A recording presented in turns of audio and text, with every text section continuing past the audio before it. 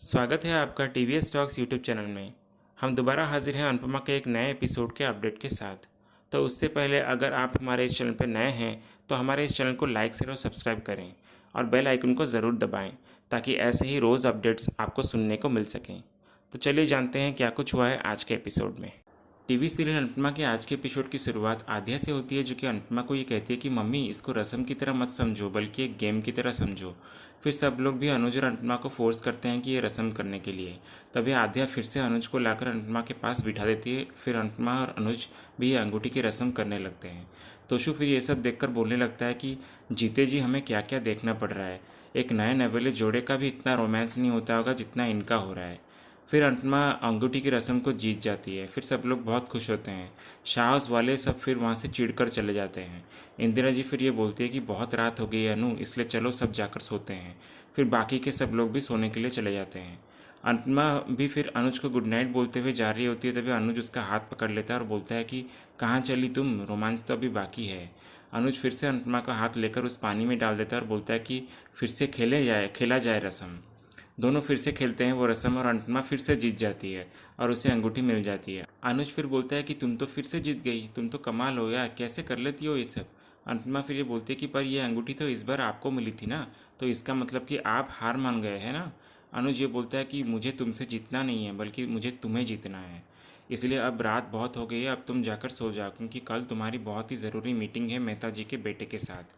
अनुपमा फिर अनुज को घूरने लगती है तो अनुज ये बोलता है कि ऐसे क्यों देख रही हो मुझे, हाथ थामा हुआ है, छोड़ूंगा नहीं पूरी रात, इसलिए सोच लो, अभी भी मौका है, जाकर सो जाओ। अनुपमा फिर वो अंगूठी अनुज के हाथ में देती है और कहती है कि आप जीत गए अनुज जी। अनुज फिर बोलता है कि इसका मतलब क्या हुआ। अनुपमा फिर ये बोलती है कि आप बिल्कुल भूले हैं। ये बोलकर अनुपमा वहाँ से चली जाती है। अनुज फिर ये बोलता है कि अब इतना भी भूला नहीं हूँ मैं। फिर अगले सीन में अगली सुबह अनुपमा इंटरव्यू के लिए तैयार हो रही होती है। तभी अनुज वहाँ आता है और उसके साड़ी को ठीक करने लगता है। अनुपमा भी फिर अनुज के शर्ट को देखती है जो जिसके बटन टूट गया होता है। फिर वो उसके शर्ट के बटन को ठीक करने लगती है। फिर अनुपमा ये बोलती है कि मुझे बहुत नर्वस फील हो रहा है, पता नहीं वहाँ इंटरव्यू में क्या पूछेंगे वो लोग। अनुज फिर ये बोलता है कि मुझे तो ये पता है कि तुमसे वो लोग क्या पूछने वाले हैं। अनुपमा फिर बोलती है कि क्या पूछने वाले हैं। अनुज फिर बोलता है कि वो लोग ये पूछेंगे कि अनु जी, आप अनुज को शादी के लिए कब हाँ बोलने वाले हो। अनुपमा फिर ये बोलती है कि एक तो मुझे डर लग रहा है, ऊपर से आप ऐसा मजाक कर रहे हैं। अनुपमा फिर ये बोलती है कि आप भी मेरे साथ चलिए ना, अगर आपको कोई काम ना हो तो। अनुज फिर ये बोलता है कि ठीक है, अगर तुम मुझे हक से बोल रही हो तो मैं ज़रूर चलूँगा तुम्हारे साथ। वैसे मेहता जी के बेटे का एक और फर्म है। दरअसल वो नए स्टार्टअप पर इन्वेस्टर्स को एक ही जगह पे लाते हैं और आपस में मिलवाते हैं।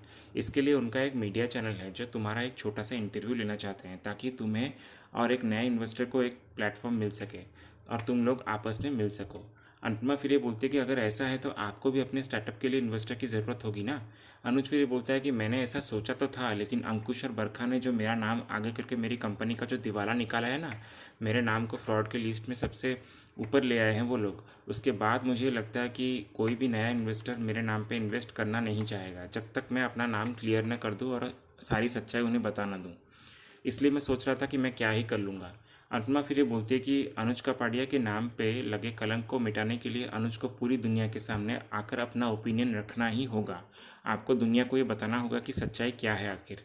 अनुज फिर ये बोलता है कि मैं तो बताने के लिए रेडी हूँ, लेकिन कोई सुनना चाहे तब ना। इसलिए मैं बस इतना चाहता हूँ कि मुझे एक मौका मिल जाए। अगर वो मौका मुझे मिल जाएगा ना तो मैं अपना अंपायर फिर से वापस खड़ा कर दूंगा। अनुपमा फिर ये बोलती है कि तो ठीक है, चलिए उस मौके को और मौके देने वाले को ढूंढते हैं। फिर अनुज और अनुपमा हॉल में रेडी होकर आते हैं। तभी डॉली उनके सामने अचानक आ जाती है और बोलती है कि ज़रूरी काम के लिए जा रहे हो ना आप, तो दही शक्कर खा कर जाइए। फिर अनुपमा दही शक्कर नहीं खाती। तभी बा ये बोलती है कि खा लेना, इतने प्यार से खिला रही है तो। तोशु फिर ये बोलता है कि कमाल है मम्मी, आप एक तरफ ये बोलती हैं कि आपके अपने आप को कुछ समझते ही नहीं है, तो अब जब अपने आप को अपनापन दिखा रहे हैं तो इसमें भी आपको दिक्कत है। फिर डॉली ज़बरदस्ती दही शक्कर अनुपमा को खिलाने लगती है और बोलती है कि क्या हुआ, आपको नहीं खाना क्या, ठीक है फिर। ये बोलकर डॉली जानबूझकर उस दही शक्कर के कटोरे को नीचे गिरा देती है और सारा दही शक्कर अनुज और अनुपमा के कपड़ों पे लग जाते हैं। डॉली फिर ये बोलती है कि गलती से गिर गया, हे भगवान, ये तो बहुत बड़ा अपशगुन होता है ना, कितने दुख की बात है। ये बोलकर डॉली हंसने लगती है और बड़े अक्कड़ से देखती है अनुपमा को। फिर सागर और मीनू आकर अनुज और अनुपमा के कपड़ों को क्लीन करने लगते हैं। तभी तोशु ये सब देखकर डॉली को कहता है कि ये देखो फुई, अब ये इतनी महान हो गई कि आपके बेटी और दामाद अब इनके पैरों में पड़ने लगे हैं। अनुपमा फिर मीनू को रोकती है और बोलती है कि तू मत कर ये सब बेटा, मीनू फिर अनुपमा को बोलती है कि मामी, आप ही ने तो सिखाया था ना कि नफ़रत को प्यार से जीतना चाहिए, चाहे कोई कितना भी गंदगी क्रिएट क्यों ना कर ले, हमें साफ़ करना ही चाहिए। मीनू फिर ये बोलते हैं कि अब साफ़ हो गया है मामी, इसलिए अब हम ये प्रे करेंगे कि आपका जो भी काम हो वो बन जाए। ऑल द बेस्ट मामी। अनुज और अनुपमा फिर शुक्रिया कहकर वहाँ से डॉली को दिखाते हुए एक साथ खुशी से जाते हैं।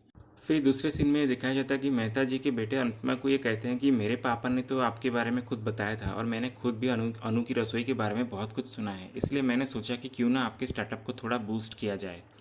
उसके लिए हम लाइव इंटरव्यू लेंगे जिसमें आपके स्टार्टअप के बारे में आपको सवाल किए जाएंगे। आपको कैमरा फेस करने में कोई दिक्कत तो नहीं है ना?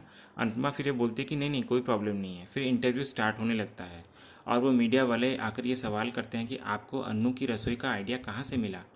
अनुपमा फिर ये बोलती है कि एक्चुअली अनु की रसोई का आइडिया मेरा नहीं था बल्कि अनुज कपाडिया जी का था, और मैं चाहती हूँ कि अनु की रसोई के बारे में वो यहाँ आकर बताए। फिर अनुज को बुलाती है। फिर अनुज भी आकर इंटरव्यू में अनुपमा के पास बैठता है।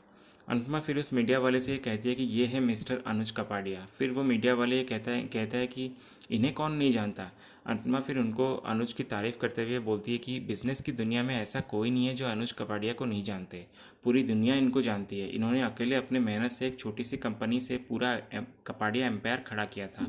आप तो अभी से स्टार्टअप की मदद कर रहे हैं, लेकिन ये तो हमेशा से नए लोगों को मौका देते आए हैं और इन्होंने कभी एक्सपीरियंस नहीं देखा बल्कि हमेशा लोगों की काबिलियत देखी है। फिर वो मीडिया वाला ये बोलता है कि आप शायद पहले की बारे में बात कर रही हैं, क्योंकि मैंने जितना इनके बारे में पढ़ा है और सुना है उससे तो ये एक फ्रॉड और बैंकरप्ट है। इन्होंने जो फ्रॉड किए हैं उससे न जाने कितने लोगों के पैसे डूब चुके हैं और ये फिर से बिजनेस शुरू करना चाहते हैं। और मेरा सवाल ये है कि अब इनके स्टार्टअप में पैसा लगाएगा कौन? कोई भी इन्वेस्टर इनके साथ क्यों भला काम करेगा, क्योंकि मार्केट में इनका नाम तो ऑलरेडी ख़राब हो चुका है। अनुपमा फिर ये बोलते कि आपने जो कुछ भी पढ़ा है वो बिल्कुल झूठ है। फिर वो मीडिया वाला ये बोलता है कि हम यहाँ सच झूठ का फैसला करने नहीं बैठे हैं, बल्कि हमारा काम है फैक्ट्स को सामने रखना और मैं वही कर रहा हूँ, अपनी तरफ से कोई स्टोरी नहीं बना रहा हूँ। अनुपमा फिर ये बोलती है कि आप फैक्ट को सामने नहीं रख रहे हैं, इसलिए पहले आप फैक्ट को सुन लीजिए और जान लीजिए, फिर फैक्ट को सामने रखिए। फिर अनुपमा कैमरे के सामने आकर सबको ये बोलती है कि ना तो अनुज कपाडिया बेईमान है और ना ही फ्रॉड। ये उन पे झूठा इल्ज़ाम लगाया गया है और उनका नाम खराब करने की कोशिश की गई है। आप अनुज कपाडिया के किसी भी एम्प्लॉय से जाकर पूछ सकते हैं कि ये किस तरह के इंसान हैं। इन्होंने हमेशा सबकी मदद की है और ये सब जो फ्रॉड की बातें हैं ना, ये सब आप पिछले 8 महीने से सुन रहे होंगे, है ना? क्योंकि 8 महीने पहले अनुज कपाडिया का एक बहुत बड़ा एक्सीडेंट हुआ था। उनकी हालत इतनी ख़राब थी कि उन्हें ज़रा भी होश नहीं था और इसी बात का फ़ायदा उठाकर इनके भाई अंकुश और इनके भाभी भरखा ने इनकी सारी प्रॉपर्टी, इनका सारा बिजनेस और यहाँ तक कि इनका घर भी अपने नाम पे करवा लिया था। तो जो फ्रॉड की बातें आप लोग सुन रहे हैं, ये अनुज ने नहीं किया बल्कि इनके भाई और भाभी ने किया है। इनके खुद के ऑफिस में उन्होंने इनकी एंट्री तक बंद करवा दी है। तो क्या ही करेंगे ये इसमें? आज भी अगर कपाडिया एम्पायर का बागडोर वापस इनके हाथ में आ गई ना, तो मैं गारंटी के साथ लिख के देती हूँ कि ये वापस उसी एम्पायर को वही ऊंचाई पे पहुंचा देंगे जहाँ पर ये पहले पे था। इतना बड़ा धोखा होने के बावजूद भी देखिए इन्होंने अब तक हिम्मत नहीं हारी है। इनकी जगह कोई और होता ना तो इतने बड़े फ्रॉड के बाद वो टूट के बिखर ही जाता और हिम्मत करके फिर से खड़ा ही नहीं हो पाता। लेकिन ये फिर से हिम्मत करके खड़े हुए हैं, क्योंकि ये अनुज कपाडिया हार मानने वालों में से नहीं है और मुझे इन पे पूरा भरोसा है। इसलिए तो अनु की रसोई में ये मेरे पार्टनर है और आप देखिएगा अगले कुछ ही सालों में अनु की रसोई इनके बिजनेस सेंस की वजह से कहाँ तक पहुँच जाएगी। ये मैं लिख कर देती हूँ आप लोगों को।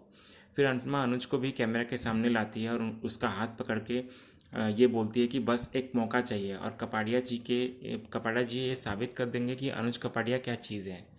फिर सीरियल के अगले सीन में दिखाया जाता है कि आशा भवन में मीनू रसोई में खाना बना रही होती है। तभी सागर वहाँ आता है और उसकी तारीफ़ करते हुए कहता है कि वैसे तो तुम बहुत खूबसूरत हो, लेकिन आज अपनी सी लग रही हो।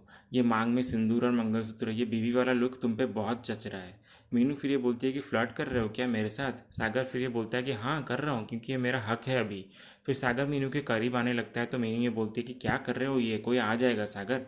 सागर फिर ये बोलता है कि मीनू अब हम पति पत्नी हैं तो कैसा डर।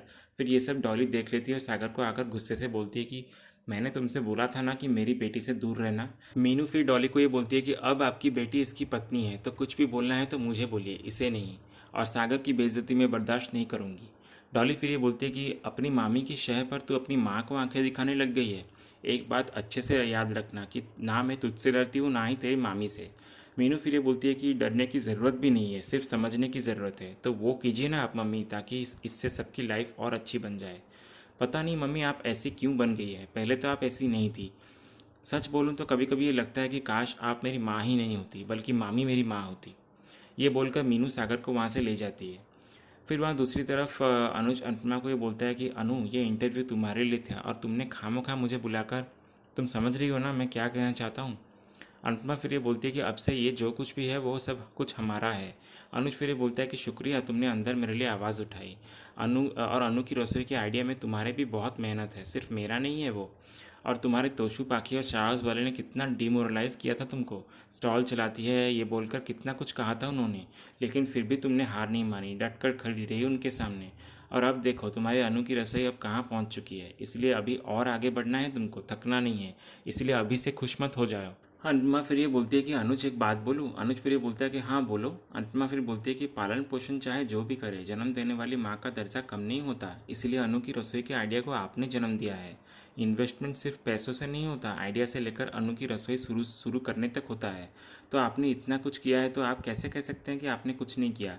अनुज फिर ये बोलता है कि अब तुमने समझा दिया तो मैं समझ गया हूँ कि मैं सब कुछ कर सकता था अनुज का पड़िया बनकर, लेकिन मैंने कभी बर्तन नहीं धोए थे। लेकिन शुक्रिया अनु की रसोई को और तुमको, अब मैं उसमें महारत हासिल कर चुका हूँ, इसलिए अब मैं कुछ भी कर सकता हूँ। अनुपमा फिर ये बोलती है कि मैं फिर कभी आपसे बर्तन नहीं धुलवाऊंगी, इसलिए आप बस हमेशा मेरे साथ रहिए। अनुज फिर ये बोलता है कि ये भी कोई कहने की बात है क्या। अनुपमा फिर ये बोलती है कि अब मैं आपसे सारा बिजनेस सीख लूँगी और उसके बाद मैं नंबर 1 बिजनेस वुमेन बन जाऊँगी। अनुज फिर ये बोलता है कि तो फिर मैं क्या करूँगा, मैं एक काम करता हूँ, तुम बिजनेस करती रहना और मैं बीच बीच में आकर रोमांस करते रहूँगा तुम्हारे साथ। अनुपमा फिर ये सुनकर शर्मा जाती है और बोलती है कि ठीक है, अब मंदिर चलें, क्योंकि नई शुरुआत हुई है ना, तो माथा टेकते हैं। अनुज और अनुपमा फिर मिलकर मंदिर चले जाते हैं। फिर सीरियल के अगले सीन में आशा भवन के बाहर अंश खेल रहा होता है। तभी आद्या उसे देखकर उसके पास जाने लगती है, तो डिम्पी वहाँ अचानक उसके सामने आकर खड़ी हो जाती है और बोलती है कि कल की बात जो हुई थी वो भूल गई क्या। अंश से दूर रहो, मैंने बोला था ना। फिर आद्या ये बोलती है कि लगता है कि कल मैंने जो भी कुछ आपको कहा था वो भी आप भूल गए हो। मैं उम्र से आपसे ज़रूर छोटी हूँ, पर मेरी ज़ुबान आपसे भी लंबी है, एक के बदले 4 सुना सकती हूँ, याद रखना आप। डिम्पी फिर ये बोलती है कि तुम्हारी जैसे बदतमीज़ लड़की के मैं मुँह भी नहीं लगना चाहती। ये बोलकर डिम्पी अंश को वहाँ से लेकर चली जाती है। फिर वहाँ दूसरी ओर मंदिर में अनुज और अनुपमा पहुँचते हैं और अनुपमा कान्हा जी से प्रे करते हुए कहती है कि कान्हा जी, मेरे अनुज और मेरे आद्या को दुनिया भर की खुशियाँ देना। अनुज भी फिर प्रे करते हुए कहता है कि कान्हा जी, आप तो ये जानते हैं ना कि मेरी खुशी सिर्फ अनु के साथ है, इसलिए मैं अपनी खुशी नहीं बल्कि अनु की खुशियाँ चाहता हूँ। वही करिएगा जिसमें मेरी अनु खुश रहे। तो इसी सीन के साथ ही आज का ये एपिसोड एंड हो जाता है। तो ये था अनुपमा के आज के रविवार वाले एपिसोड का अपडेट। ऐसे ही और अपडेट्स जानने के लिए हमारे इस चैनल से जुड़े रहिए। हम मिलते हैं नेक्स्ट एपिसोड के अपडेट्स के साथ। धन्यवाद।